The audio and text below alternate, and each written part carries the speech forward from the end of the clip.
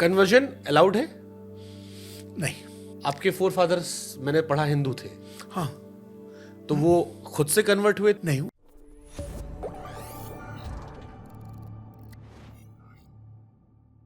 Conversion allowed है? नहीं। आपके फोर फादर्स मैंने पढ़ा हिंदू थे, हाँ। तो वो खुद से कन्वर्ट हुए थे या फोर्सफुली कन्वर्ट हुए थे? नहीं, वो खुद से हुए थे, फोर्सफुली वाले नहीं थे। मुझे तो मेरे जो फोर फादर्स हैं, जो जहाँ से स्टार्ट होता है, बेसिकली मैं कृष्णवंशी हूँ। मैं चीफ इमाम तो हूँ भारत का, लेकिन कृष्णवंशी हूँ। मुझे गर्व है बताते में, फ़ख्र है मुझे बताते में, मैं कृष्णवंशी हूँ। मेरे जो मेरे पूर्वज थे, समरपाल सिंह, राजा समरपाल, फिर वही राजा नाहर सिंह, फिर वहाँ से जो आज आपने सुना होगा कि जिन्होंने मुग़लों के ख़िलाफ़, बाबर के ख़िलाफ़ जंग लड़ी थी, हसन खां मेवाती, वो मेरे पूर्वज हैं। तो मेरे पूर्वज, हमेशा एक बात कहता हूँ मिश्रा जी मैं, कि हमारे कभी पूर्वज नहीं बदल सकते और ना ही हमारा वंश बदल सकता। सही बात है। आस्था बदल सकती है। आज आप मिश्रा जी हैं, आपके कोई बच्चा हो जाए और आपका बच्चा को इस्लाम में चला जाए, फिर उसके बच्चे हो जाए, फिर उसके बच्चे हो जाए, तो लेकिन पिता तो वही कहलाएगा। तो आपने कभी अपने दादा परदादा सवाल किया कि ये कन्वर्ट क्यों हुए थे, क्या वजह हो सकती है उस दौर में?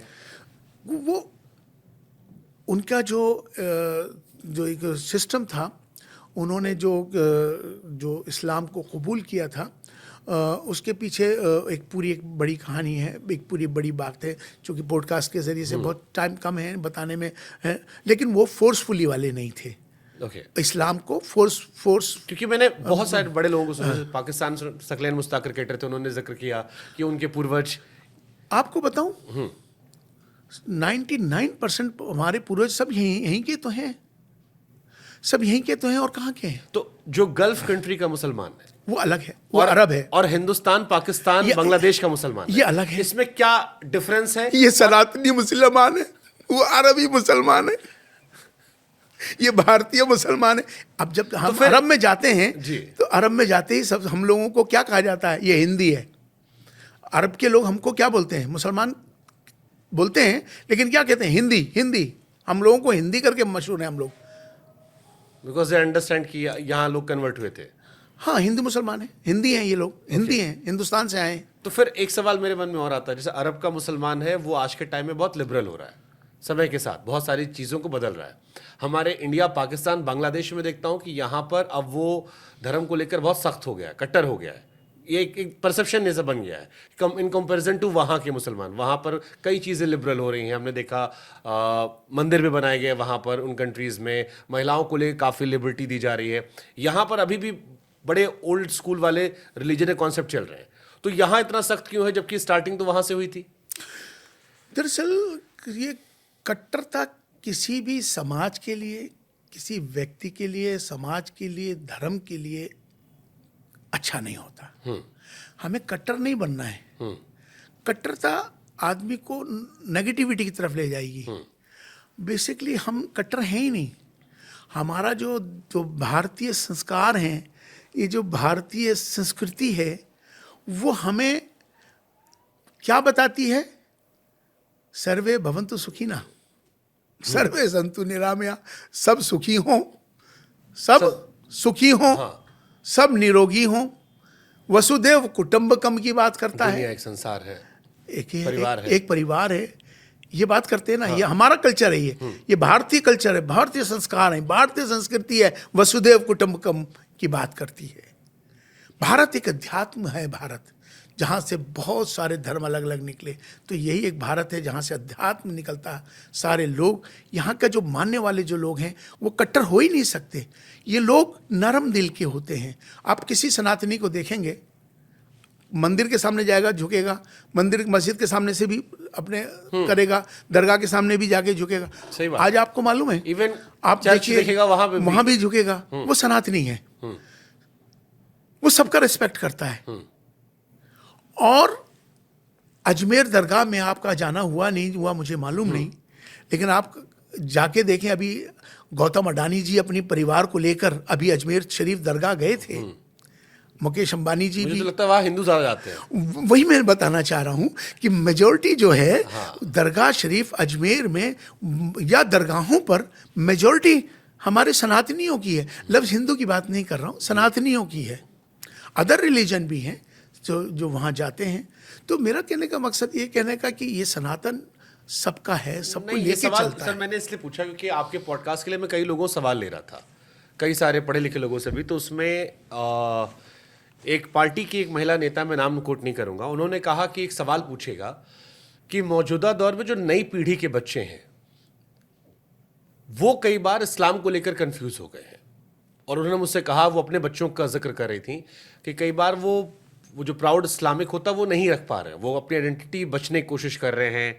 अब इसके पीछे वजह दुनिया में इस्लामोफोबिया का जिक्र हो सकता है, या ये हो सकता है कि जो उन्होंने इस्लाम के बारे में सुना, पढ़ा और जो वो देख रहे हैं या जिस तरह से उसे प्रेजेंट किया जा रहा है, शायद उसमें डिफरेंस नज़र आ रहा हो, इसलिए वो थोड़ा सा हेजिटेट कर रहे हैं।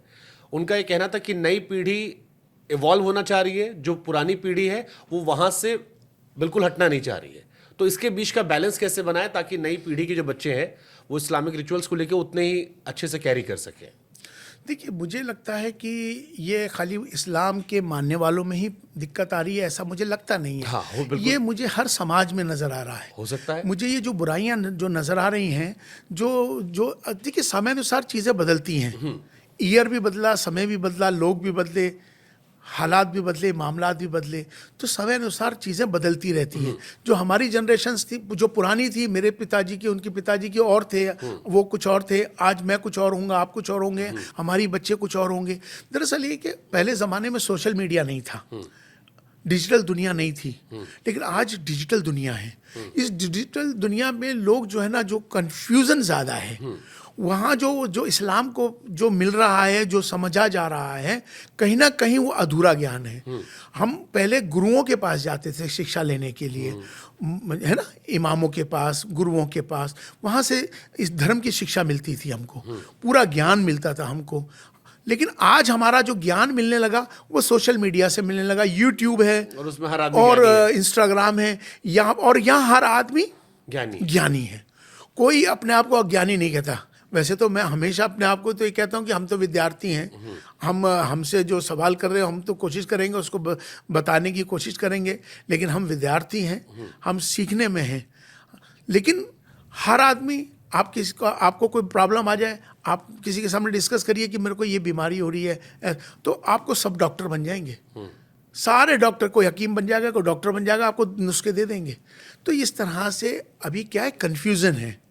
उस कन्फ्यूज़न को दूर करने के लिए मुझे लगता है कि उसकी सही समझ दीन की, दीन बोले तो अपने मज़हब की, अपनी अपनी जिसमें आस्था है उसका पूरा ज्ञान होना चाहिए। अब मैं बहुत सारे लोगों से ना सवाल करता हूँ, हिंदुओं से, मतलब सनातनियों से, तो बहुत से सनातनियों से सनातन के बारे में पूछता हूँ तो उनको सनातन के बारे में नहीं मालूम है। तो यही तो मैं अक्सर कहता हूँ कि गीता को तो मानते हैं लेकिन गीता की नहीं मानते, अल्लाह को मानते हैं मगर अल्लाह की नहीं मानते, मोहम्मद सल्लल्लाहु अलैहि वसल्लम पीस भी अपॉन हिम उनकी मानते हैं मगर उनको मानते हैं, उनकी नहीं मानते। तो हमें राम को मानते हैं, राम की नहीं मानते। अभी क्या हो रहा है मालूम है आपको मिश्रा जी, एक मैसेज पूरी दुनिया में जा रहा है, जय श्री राम लगाओ और दूसरों को मार डालो। ये उद्घोष लगाना, ये धर्म का उद्घोष है, विजय का उद्घोष है, जय का उद्घोष है। जय श्री राम का नारा लगता है, लगाना चाहिए। क्या किसी को मारने के लिए लगाया जाता है? बिल्कुल नहीं, तो क्या धारणा बनी? अब मेरा मकसद कहने का यह है कि आम मुसलमानों में ये धारणा बन गई कि जय श्री राम का नारा लगाने का मतलब यह है कि मार डालो, इनको काट डालो, ये इसका नारे का। तो अब इसको सही कौन करेगा? ये तो इसको धर्म के लोग ही तो ठीक करेंगे। इसी तरह से मुसलमानों में भी सेम थिंग कि अल्लाह अकबर का नारा लगा देना, नारा तकबीर अल्लाह, ये तो नारे वो नारे हैं जो आपके धर्म से आपको जोड़ते हैं, आपकी ताकत को जोड़ते हैं, ना कि किसी को तकलीफ पहुंचाने के लिए जोड़ते हैं, आपको दूसरे के फायदा पहुंचाने के लिए। अब जय श्री राम का नारा लगना चाहिए दूसरे के फायदे के लिए। आप अच्छे काम करिए और नारा लगाइए जय श्री राम। आप अच्छा काम करिए, अल्लाह अकबर अल्लाह कबीरा बोलिए, नारा तकबीर अल्लाह बोलिए, अच्छा काम करके बोलिए। तो मेरा मकसद कहने का है कि अभी ये जो कन्फ्यूज़न है ना, जो जिस बहन ने भी ये सवाल किया, मुझे लगता है कि सवाल उसका दुरुस्त है इस बच्ची का, क्योंकि बच्चे समझ पा नहीं रहे हैं।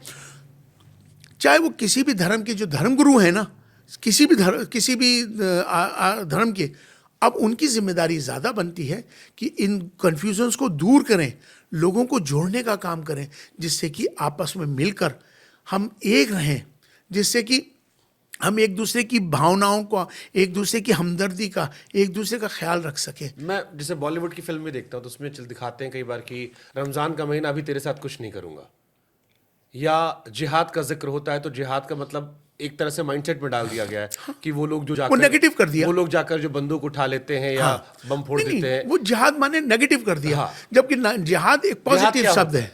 जिहाद का ये अरबी शब्द है, इसका जिहाद का माने जद्दोजहद, स्ट्रगल। नहीं तो क्या जिहाद, मैं जिहाद कर रहा हूं इस पॉडकास्ट के जरिए से। मिश्रा जी और इमाम साहब एक जिहाद कर रहे हैं इस पॉडकास्ट के जरिए से कि लोगों को एक अच्छी बात पहुंचाने के लिए ये जिहाद कर रहे हैं मैं और आप।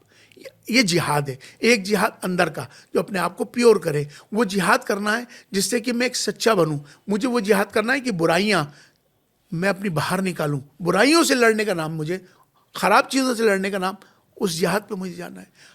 तो मकसद कहने का ये है कि लेकिन आज जिहाद को लोगों ने उसको नज़र या गलत दे दिया, जबकि जिहाद पॉजिटिव शब्द